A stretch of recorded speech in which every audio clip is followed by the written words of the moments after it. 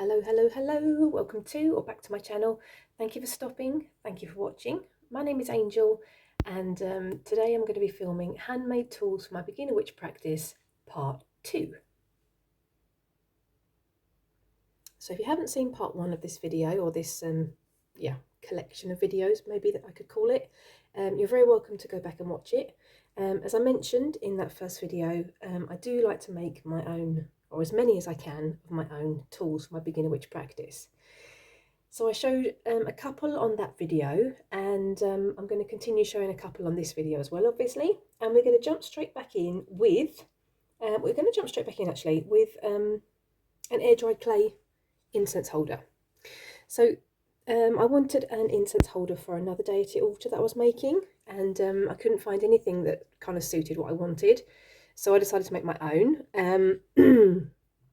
Yeah, so I rolled out the clay. I imprinted some herbs which I felt matched my intention into the incense holder, created the shape, and then when it was left to dry, I laid it over a cup to get this like rounded form so that the ash could catch in the incense holder. And then once it was dried, I painted it with actually black paint for once, not with nail varnish, if you've seen my other videos. And then I edged it in gold and drew this gold Egyptian motif on the centre of the incense holder. Obviously, before it was dried, I also made a little hole for the incense stick. So that's it on my deity altar. I'm very, very pleased with that. We're moving along, and we're moving straight along to a besom I made. I went out into the forest and I just picked up a random stick and I sanded the edge off. And when I was out in the woods, I also found some thinner sticks, which I gathered together, bound them with some rope, and yeah, that's my besom. That yeah, I used for cleansing my space before spell work, and I even had it for my like my Halloween decoration, just as a little witch's broomstick, which I thought was quite cute. So yeah, this sits on my altar all the time. Okay, we're moving along. Moving along to these. This was a random branch that I found in the woods. And luckily I've got a friend who's a carpenter, and I told my friend, because they don't obviously know I'm a beginner witch, that I wanted to make some Christmas ornaments. So I asked them to split this branch into small discs, which of course I didn't make into Christmas decorations. I made into some elementary symbols for casting a circle. So I bought a very, very cheap wood burning tool, which was dead easy to use. And yeah, and I just, I burnt the elemental symbols onto these discs. So obviously earth, air, fire and water. And when I'm going to cast a circle, I put these discs in the directions, if that makes sense. And it helps me cast my circle. It helps me to visualize the direction that I'm casting in. So yeah, that was very, very simple, very, very easy. And they work really, really well. So that was those. Then we're moving along to, we're going to carry on with the whole elemental vibe and theme we've got going on. These are quite big, so I'm hoping they're going to show. These I made to go on my elemental altar. Same again, I went out into the woods and picked up some sticks, bound them with some rope I had. And while I was out, I also picked up a pine cone. So this obviously represents the earth element.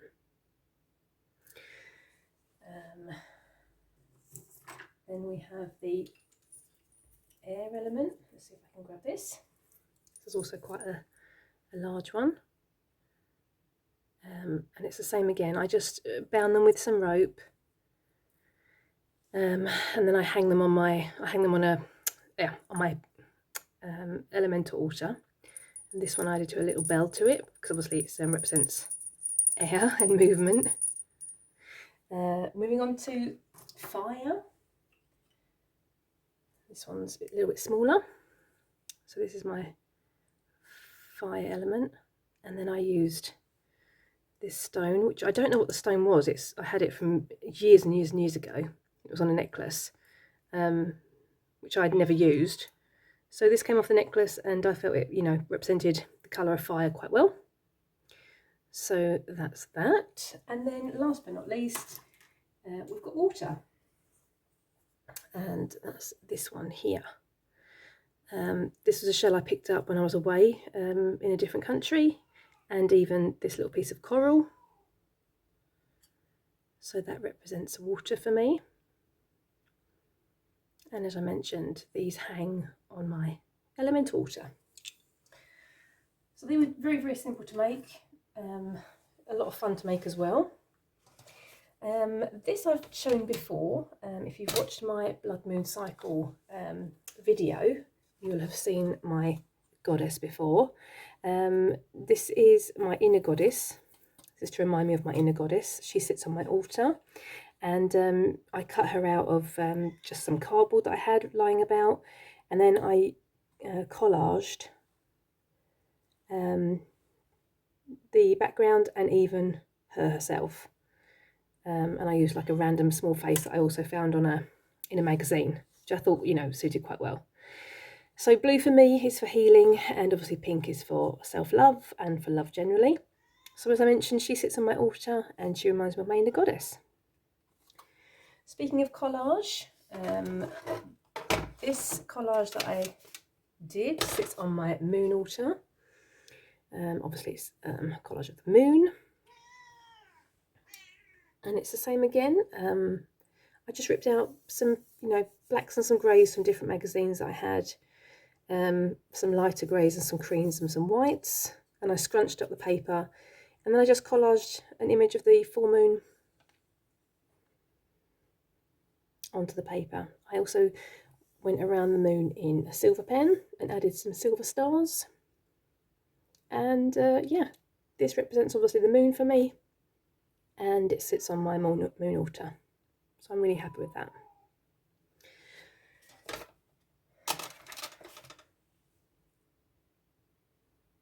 Okay, that was the collage work. Now I'm moving on to another journal that I've made. I say journal. This is for one of my goddesses.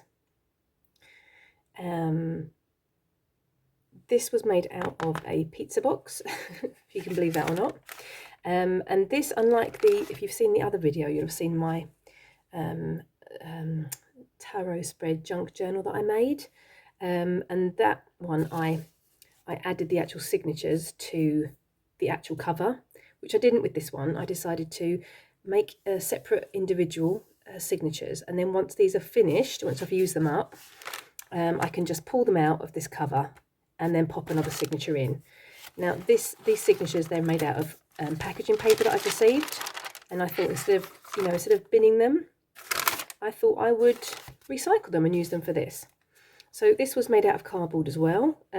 These pieces, these raised pieces, I used the same rope that I used to make my elemental symbols, and I glued that on, and then I covered the whole thing in tissue paper and then painted it.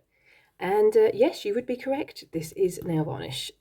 So the red is nail varnish, and then I went around it in a gold pen. The cover is the same packaging paper. I just scrunched it up so it looks a bit what's the word, like a bit old-fashioned, not old-fashioned, like oh, what's the word I'm looking for, like oh, I'm going to put the word on the screen. I can't remember what the word is. No, I can't remember what the word is, I'm sorry.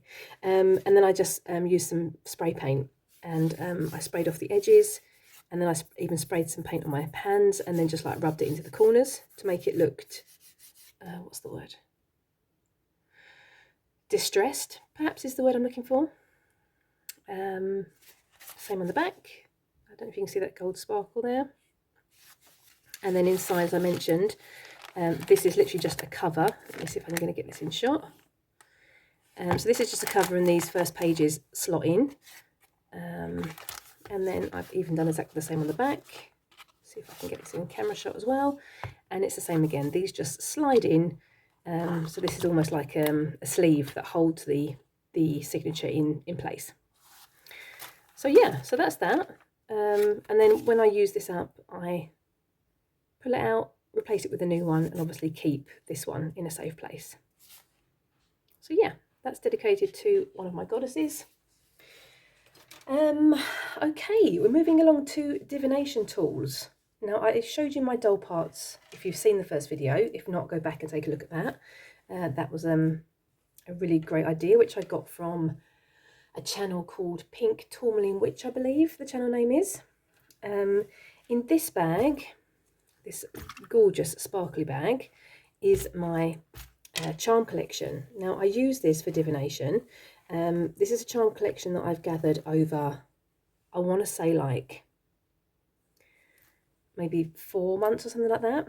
And I just, whenever I find like random items that I feel would work in my charm collection, I add them to my charm collection. So this is a charm collection that I use now. I'm going to show you the bits and pieces that I've gathered.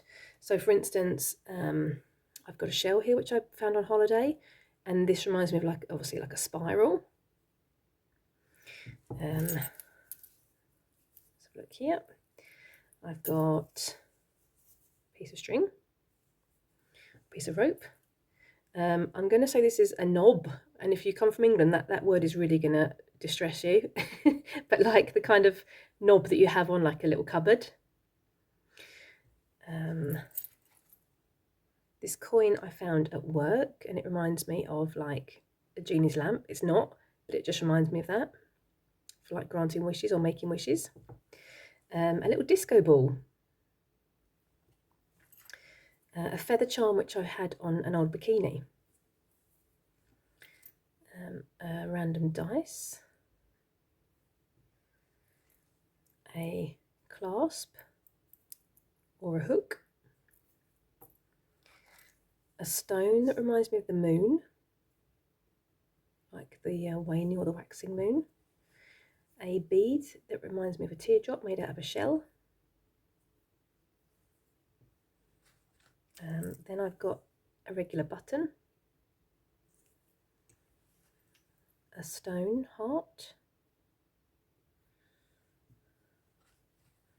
a piece of clear quartz. I had some random charms that I received, I don't know when, like I'm talking years ago. They've been sitting in my jewelry box. So an angel charm. Then I had a little girl charm, a letter charm or a message charm,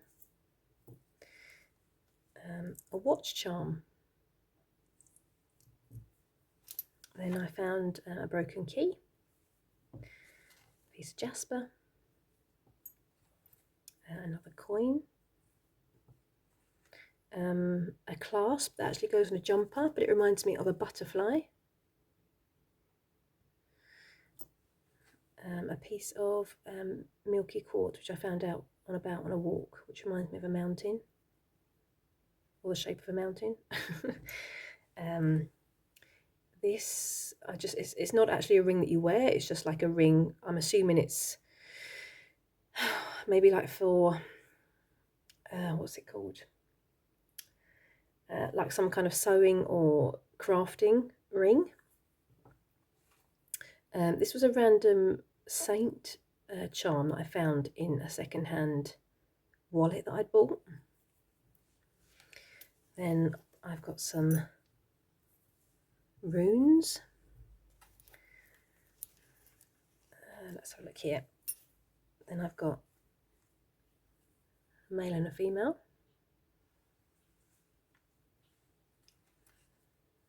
That's a very small skull. Safety pin. Oops. A bottle top, which is like a gathering or possibly family or friends. And then a piece of amethyst. The letter B, which reminds me of two different things in my life, which I'm not going to mention what they are, but it's just a reminder of that. And then last but not least, we've got a piece of jasper mucolite, which deeply reminds me of my ancestors. So these are some, as I mentioned, random charms I've picked up along the way, and I'm still adding to the charm collection. So when I find something that I think is very interesting, I add it to my charm collection, and I use my charms with my tarot cards. So I lay out my tarot spread, and then I pop my hand into my charm bag, randomly select a few charms in my hand, and then I cast the charms onto the tarot cards. And then wherever the cards land, or and whatever charms I've casted, then I read them intuitively. So this is a very intuitive practice for me. I don't tend to set meanings to every item that I have. I mean, I mentioned that obviously this reminds me of like a gathering or possibly friends or family, but I don't tend to. Depending where the charm landed on what card with what other charms in relation. What am I trying to say? I would read it differently depending on the cards they land on and the charms that I've thrown, depending on the day and the question, is what I'm going to say. So, as I mentioned, this is a completely intuitive practice. I really, really enjoy it. I'm new to it, and I'm building my charm set, as I mentioned.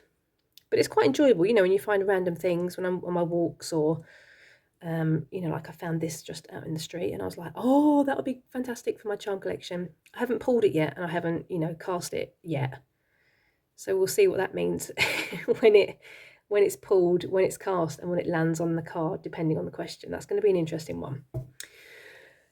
So yeah, that is my charm set that I've gathered. Oh, I missed one. Tiger's eye. Let's pop these back in the bag. So this is a practice in progress, although I am using this practice at the moment. I do enjoy it. It gives a new depth to my readings, I find. So that's the charm collection. Speaking of divination tools, this is an ongoing project. And this is for a new practice that I've started in the throes of starting. These are pieces of twigs, obviously, and branches I've collected from the woods. And thus far, I've just gotten all of the bark off and sanded all the edges off. So my plan with this is to use my wood burner and to burn the symbols on these, which is also going to be another charm casting set for a new practice that I'm starting. So that's as far as I've gotten with that one. Watch this space. Once they're completed, I will show you them, and possibly show you them in practice as well. So yeah, I think that is just about all I've got to show you today. Thank you so much for watching. I hope it was interesting and maybe, inspired you to do your own witchy crafts, or, gave you a couple of ideas possibly. What say you? Do you make items for your craft? Do you make witchy tools? Leave me a comment in the comment section. I'd be really interested to know. Thank you so much for watching. Have a lovely morning, afternoon, or evening, depending where you are in the world. Take care, and I hope to see you next time. Toodaloo!